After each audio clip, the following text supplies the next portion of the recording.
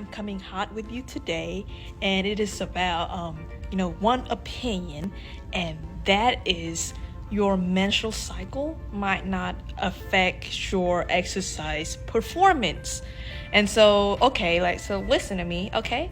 And this has been done in a research that for athlete that shown that menstrual cycle doesn't cause any change in your exercise performance. That doesn't mean that you should discount your feelings during those things, but what it means is that if you're following this kind of thinking, you might be limiting yourself to what you can do.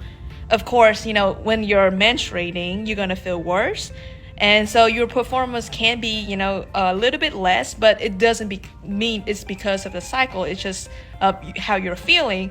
The same way as if you're super busy and you have so many things going on in your life, and so your performance not going to be as good as usual. And I want to come up with tell you this part, because for some people they might be thinking that because they're menstruating they couldn't do that, but actually it's just taking into account of your what's going on with you, so that you can adapt your exercise routine toward that things that you're feeling that week.